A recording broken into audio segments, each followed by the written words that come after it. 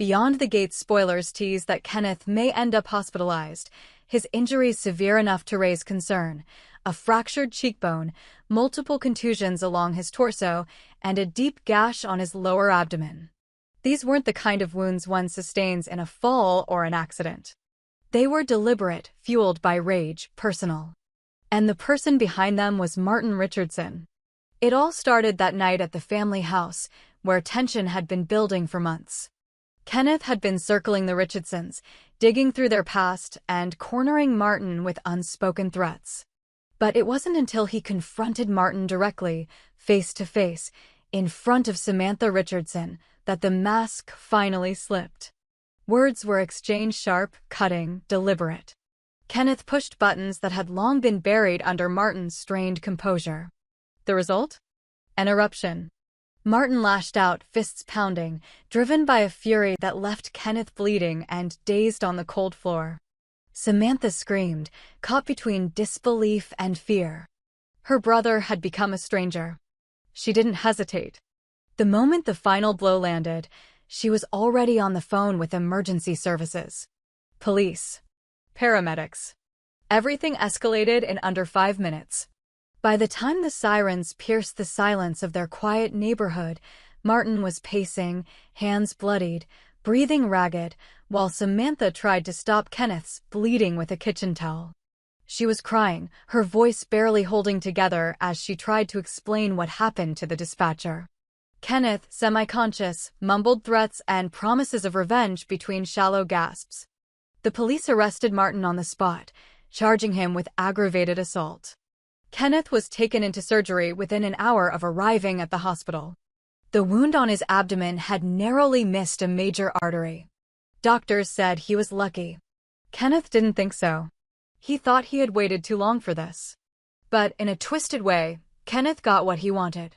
His goal all along was to bring Martin to the edge, to expose the truth, to make him lose control in public. He wanted Samantha to see it, wanted everyone to witness who Martin really was. The punches had bruised him, but they had also made his case. News traveled quickly.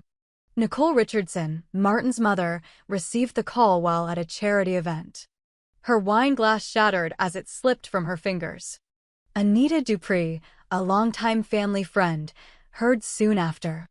The two women met at Nicole's estate that night, both panicked, both trying to understand how things had spiraled so quickly. Nicole was immediately worried about the legal implications. Assault was serious enough, but Martin had other skeletons in his closet.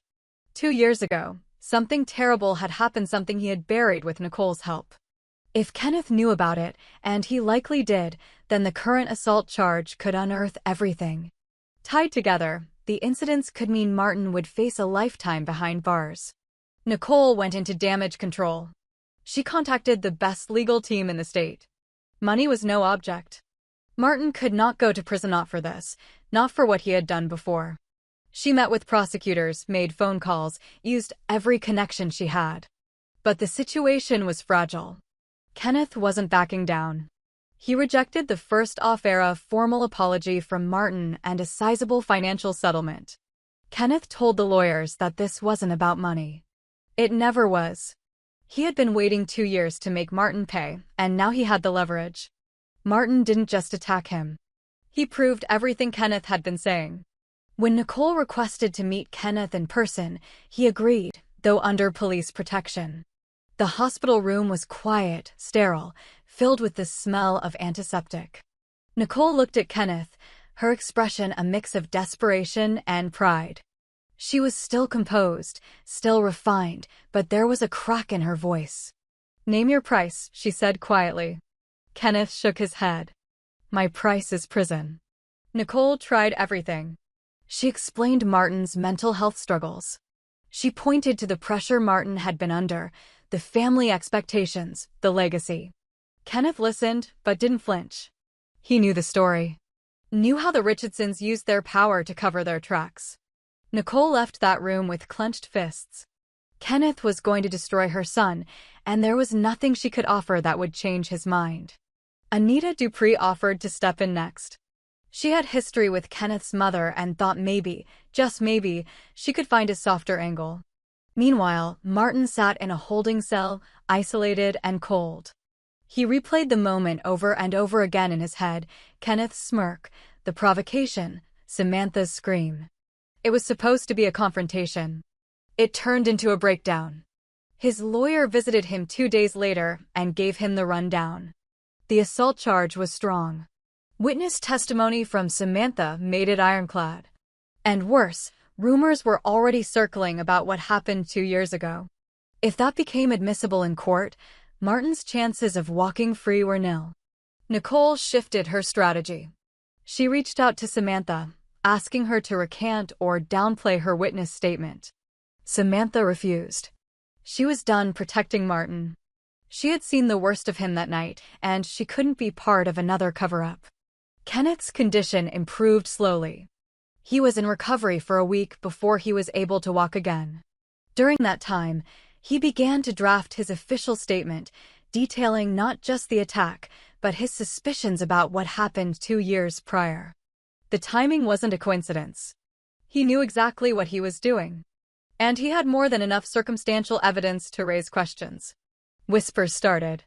The Richardson name, once untouchable, now appeared in headline after headline with words like cover-up, assault, and investigation. Kenneth's story gained traction on social media. People began connecting dots. Questions about the disappearance of a young woman 2 years ago resurfaced. The case had gone cold, and now it had heat again. Police reopened the file. Nicole was livid. She demanded to know how Kenneth got this information. She even suspected Anita might have said too much during one of their long talks. Anita denied it, but her loyalty was already divided. She had always seen Martin as troubled, even when he was young. Martin was moved from county jail to a high-security facility once the second investigation began. His psychological evaluation raised red flags. He was deemed a risk to himself and others, though not enough to avoid prosecution. The court set a date. Trial was inevitable. Nicole made one last plea to Kenneth, this time bringing in a renowned mediator. They met in a neutral location, outside the hospital, under tight security. Kenneth listened. The mediator tried to build a bridge. Nicole offered twice the original settlement, plus full public accountability and a statement of guilt from Martin. But Kenneth refused again. Justice, he said. That's what this is. The trial was set for 6 weeks later. Prosecutors began compiling witness lists. Samantha agreed to testify. Anita was subpoenaed. The case was growing beyond the single night of violence. The storm Kenneth had unleashed was now moving through the Richardson family like a wildfire. There was no turning back. Nicole realized it too late. She had spent so long controlling everything, and now it was unraveling. And at the center of it all was a man she couldn't buy, a truth she couldn't spin, and a son she no longer recognized. Kenneth remained under close observation as his condition slowly stabilized. The physical wounds were healing, but emotionally, the real damage had only begun to show. What he'd set in motion was now growing beyond him, yet he held firm. His refusal to accept any settlement rattled everyone connected to Martin. Each day brought new complications, new headlines, and renewed public interest in a case long believed to be buried for good. Nicole Richardson was relentless in her efforts to control the fallout. Once a woman known for orchestrating philanthropic galas and museum fundraisers, she now spent her days on calls with legal advisors and crisis managers. Her network, once her greatest asset, was splintering. People began to distance themselves. Nicole's name no longer carried the weight it once did. It carried baggage, suspicion, scandal. Her previous attempts to sweep things under the rug only fueled the narrative that she was part of the cover-up. But Nicole wasn't ready to accept defeat. Desperation fueled her decisions. She started pushing her legal team to dig into Kenneth's past, hoping to uncover anything that could compromise him. They uncovered a few minor run-ins with authority and a bitter dispute with his employer years ago, but nothing that could compete with what Martin was facing. The public sentiment was too far gone. Samantha Richardson, once conflicted, now stood firm in her support of Kenneth. Her loyalty to her brother had eroded completely after witnessing his attack. She told investigators everything she remembered, including hints that Martin had been hiding something for years. Her testimony strengthened Kenneth's claims and brought renewed scrutiny to the events 2 years prior. She distanced herself from her mother as well, recognizing how Nicole's interference had only made matters worse. The tension between mother and daughter became another front in the unfolding disaster. Nicole pleaded with Samantha to remember how much the family had done for her, how they had provided for her, protected her. But Samantha had stopped seeing that as love. It was control, silence, complicity. Samantha's decision to stand with Kenneth became a symbol in the public's eyes, a member of the powerful family breaking ranks, choosing truth over loyalty. Anita Dupree became an unlikely intermediary. Though she'd long been close to Nicole, her empathy began to shift toward Samantha. She'd known Martin since he was a child, but something in him had always unnerved her. She began sharing more with investigators, recalling odd behavior, cryptic conversations, small but suspicious moments from the past that now felt more meaningful. Her testimony wasn't definitive, but it supported a growing picture of Martin as unstable and dangerous. Martin, now fully in the legal system, sat in silence more often than not. He stopped cooperating with his attorneys. He refused to meet with his mother, and when Nicole attempted to visit, he wouldn't even look at her. The reality of his situation had begun to sink in. There was no quick fix. No family intervention. No deal to make it disappear. What troubled Martin most wasn't the assault charge. It was what Kenneth had hinted at what happened 2 years ago. That incident had always haunted him. He thought it was gone, buried under years of silence, aided by his mother's influence. But Kenneth knew, or at least suspected enough. The details weren't public yet, but Martin could feel the net tightening. If it came out, it wouldn't just ruin him, it would implicate Nicole as well. Behind closed doors, Nicole tried to prevent that outcome at any cost. She began meeting with private investigators, urging them to discredit witnesses connected to the old case.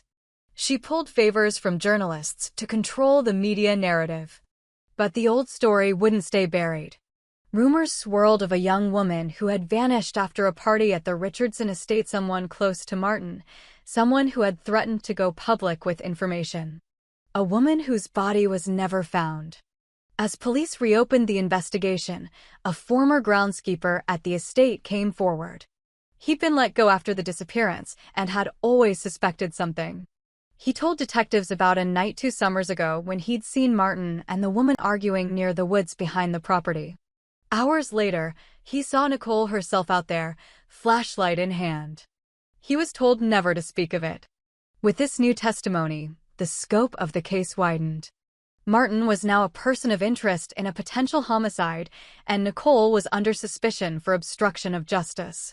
The Richardson name, once polished and revered, was now synonymous with corruption and deceit. Anita watched from the sidelines, deeply torn. Her old friendship with Nicole was in ashes. She remembered the woman Nicole once was: smart, proud, maternal. But now she saw someone drowning in denial, willing to risk everything for a son who no longer saw her as an ally. Anita tried to warn her to stop, to let the legal system run its course, but Nicole refused. Nicole's next move shocked everyone. She made a public statement, for the first time addressing the allegations. In a carefully rehearsed video, she expressed concern for her son's well-being, denied knowledge of any past crimes, and criticized Kenneth for his obsession with destroying her family. The statement backfired. Viewers saw it as deflection, as an attempt to manipulate public opinion. Samantha responded publicly as well, condemning her mother's message and affirming her commitment to the investigation. Public sentiment swayed heavily in Kenneth's favor. He gave an exclusive interview from his hospital room, outlining what happened during the assault and why he believed Martin was dangerous. He didn't reveal every detail of what he knew about the past, but he made it clear there was more. Enough to ensure justice, if not now, then soon.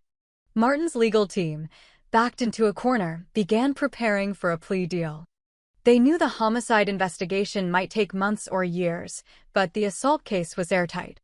With Samantha and Kenneth both set to testify, and Anita likely supporting their accounts, Martin's chances at acquittal were slim. The plea offer proposed reduced sentencing in exchange for a full confession and cooperation in the reopened cold case. But Martin refused. He would not admit guilt, not to anything. Not even if it meant facing life behind bars. His silence was final. His defiance absolute. Nicole realized then that she had lost control completely. Her influence meant nothing.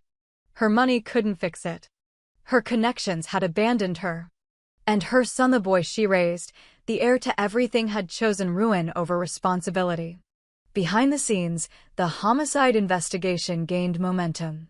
New forensic evidence was recovered from the woods behind the Richardson estate. Soil analysis. Hair fragments. Traces of blood. While not conclusive, they were enough to warrant further digging, both literal and legal. Cadaver dogs were brought in. Sections of the property were cordoned off. Nicole's estate became a crime scene. Kenneth, though still recovering, found himself at the center of a storm he had carefully orchestrated. He never planned on becoming a martyr or a symbol. But he had always wanted the truth to come out. And now it was no longer just about revenge. It was about accountability. It was about making sure no one else ever disappeared in silence again. For Samantha, the unraveling was both a curse and a relief. She mourned the brother she thought she had. She mourned the family she now saw clearly. But in standing beside Kenneth, she felt lighter. As though for the first time, she wasn't living a lie. As for Anita, she returned home one evening to find an envelope under her door. Inside was a photograph. Old. Faded. It showed Martin, the missing girl, and another person she couldn't immediately recognize. On the back, a handwritten date. The night of the disappearance. A silent message. Someone else knew more. Someone was ready to talk. The case was far from over. The trial for the assault charges was just the beginning. As new evidence surfaced and old alliances fractured, the question shifted from whether Martin would be held accountable to how many others would fall with him. The house of Richardson wasn't just cracked. It was collapsing. Kenneth, from his hospital bed, watched the news. He didn't smile. He didn't celebrate. Justice was never meant to be sweet. It was bitter. Necessary. And long overdue.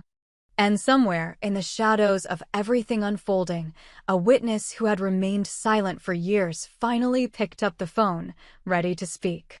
Ready to end this for good. The courtroom was packed. Press, victims' advocates, legal experts, and curious onlookers filled every seat. Kenneth sat in the front row, no longer bound to the hospital bed, but still wearing the visible reminders of Martin's rage. He didn't come for revenge now. He came to witness the final moment of truth, the closing chapter of a story that had consumed him and broken others along the way. Martin entered in cuffs, his expression unreadable. His face had changed, thinner, harder, aged. The silence that followed him into the courtroom wasn't one of respect. It was anticipation. No one knew exactly what he would do. Rumors swirled about a possible confession, or that he might finally speak about the night 2 years ago. But Martin kept his silence. The judge laid out the charges: aggravated assault, obstruction of justice, and now, formally, suspicion in the homicide investigation tied to the missing young woman, Julia Whitmore. Her name had finally been spoken in public. After months of speculation, investigators had confirmed her identity using DNA evidence recovered from the wooded area behind the Richardson estate. A bracelet she always wore had been recovered. Enough to connect the property. Enough to place Martin at the center of the case. Nicole Richardson was absent from the courtroom. Her legal team had advised her to remain quiet, out of the spotlight. She had spent weeks under heavy scrutiny, and though she had not yet been charged, the prosecutors made it clear she was not beyond reach. If her involvement in the cover-up of Julia's disappearance was proven, she would face charges as well. Samantha, sitting beside Kenneth, remained composed. She had testified in the preliminary hearings. She had said everything she needed to say. Her voice had shaken at first, but she had found strength in her truth. Her loyalty no longer rested with blood, but with justice. As the trial proceeded, the prosecution introduced a final piece of evidence, a voicemail Julia had left the night she disappeared. It was muffled, chaotic, but one thing was clear. She was afraid. She mentioned Martin by name. She said she needed to get out. And then the line went dead. Martin didn't react. His attorney tried to discredit it, suggested it was taken out of context, but the damage was done. The jury heard it. The room heard it. Samantha wept silently. As deliberations began, something shifted. Kenneth, alone in a quiet moment during recess, received a message from a man he didn't know. The name wasn't familiar, but the voice on the call said, "I was there that night. Julia trusted me. I didn't say anything because I was scared. But I saw what happened. Martin followed her. And I saw Nicole go after him." The caller, later revealed to be a former tutor for the Richardsons, had moved out of state shortly after the disappearance. He hadn't come forward before out of fear of retaliation, but now, with the legal firestorm blazing, he had decided it was time. His testimony, introduced in the closing days of the trial, tipped the balance. The verdict came 3 days later. Martin Richardson was found guilty of aggravated assault and obstruction of justice. On the charge of murder, the jury returned a verdict of guilty with sufficient cause for life imprisonment. The courtroom was hushed. No celebration, no applause. Only the slow, devastating realization that the truth had finally emerged from beneath years of silence. Martin was sentenced to life without the possibility of parole. Kenneth stood outside the courthouse afterward. He wasn't smiling. He never had throughout the entire process. Samantha stood next to him, eyes red but dry. She asked him quietly, was it worth it? He paused before answering. It had to be done. That doesn't make it worth it. But it makes it necessary. Nicole Richardson released a final public statement days later, through her lawyers. She denied involvement in Julia's disappearance, but admitted to obstructing the investigation out of a misguided attempt to protect her son. Public reaction was harsh. Her social standing was gone. Charities removed her name from donor lists. Boards requested her resignation. She retreated from public life, her empire crumbled. Anita Dupree moved away quietly. She never spoke to Nicole again. Her only regret was not speaking sooner, not doing more. But she took solace in knowing she had helped uncover the truth when it mattered. Kenneth returned to his life slowly. He wasn't the same. There were interviews, articles, podcasts wanting his story. He turned down most of them. Instead, he founded a legal support initiative for victims of violent crime, especially those failed by power and wealth. His scarred face became a symbol not of victimhood, but of resistance. Samantha left the Richardson name behind. She moved into a modest home in a new town, started fresh. She kept in touch with Kenneth. They weren't friends in the traditional sense, but they had survived something together. That counted for more. The final chapter wasn't flashy. It was quiet, honest. Justice didn't come wrapped in glory. It came slowly, painfully, through layers of denial, secrets, and the courage of those willing to speak when it mattered most. And Julia Whitmore's name, once forgotten, was finally remembered for what it should have been, not a mystery, not a rumor, but a life. One that mattered. One that demanded truth. And now, finally, had it.